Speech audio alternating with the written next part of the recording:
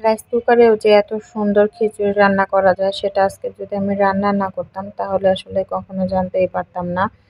তো আসসালামু আলাইকুম সবাইকে। আর আমার খিচুড়ি ব্লগে আপনাদেরকে স্বাগতম। আর খিচুড়িটা কিন্তু দেখতে যেমন হয়েছে তার থেকেও বেশি সুস্বাদু হয়েছে খেতে। গত 2 দিন যাবৎ বেশ বৃষ্টি হচ্ছে, একদম ঝুম বৃষ্টি বলতে পারেন। তো গতকালও ইচ্ছে হচ্ছিল যে খিচুড়ি খাবো, কিন্তু তখন আসলে আমি দুপুরে রান্নাবান্না করে ফেলেছি। তো এরপর আর রাতে আর ঝামেলা করতে যাই নাই।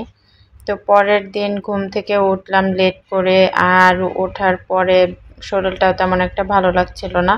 তো ভাবলাম যে আজকে খিচুড়ি খাওয়াই যায়। তো আজকে আমি একটু দেখালাম এই কারণেই যে সবসময় কিন্তু আসলে খিচুড়িটা আমরা রান্না করি পোলার চাল যেটা আছে সেটা দিয়ে, ডাল দিয়ে, বা আর এর সাথে যারা সবজি পছন্দ করে সবজি দেয়, না হলে মাংস দেয়, যে যেভাবে আসলে পারে সে সেভাবে খিচুড়িটাকে রান্না করে। আবার এখানে কেউ একটু খিচুড়িটাকে মানে লেটকা টাইপের করে রান্না করে, বা কেউ ঝরঝরা, মানে এক একজনের পছন্দ তো আসলে এক এক রকম, তাই এক একজনের খাবার মানে স্টাইলও একটু আলাদা।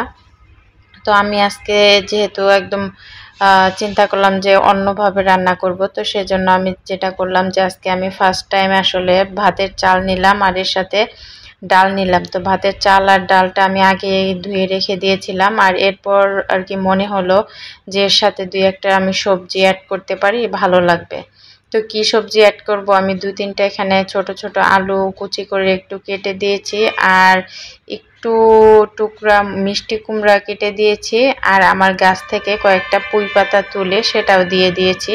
আর একে একে দেখতেই পেরেছেন যে আসলে আমাদের যে ঘরোয়া মশলা যেগুলো আছে, যেগুলো দিয়ে আমরা সাধারণত রান্নাবান্না করে থাকি সব সময়, সেই মশলাগুলাই আমি এখানে ইউজ করেছি। তেল টেল সব কিছু পরিমাণ মতো ইউজ করার পর এটাকে আমি আসলে হাত দিয়ে মাখিয়ে নিয়েছি, কারণ আজকে আমি খিচুড়িটা চুলায় রান্না করব না, খিচুড়িটা আমি আজকে রান্না করব রাইস কুকারে।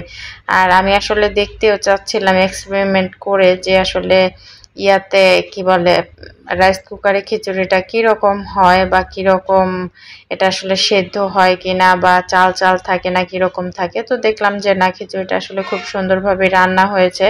আর এরপর আমি এর সাথে ডিম ভাজি করে নিলাম, আর ডিম ভাজি করেই আর দেরি করলাম না, খেতে বসে গেলাম। তো দেখেন খিচুড়িটা কিন্তু আসলে খুবই সুন্দর হয়েছে, আর দেখতে যতটা আসলে ঝরঝরে হয়েছে এবং সুন্দর হয়েছে কালারটা।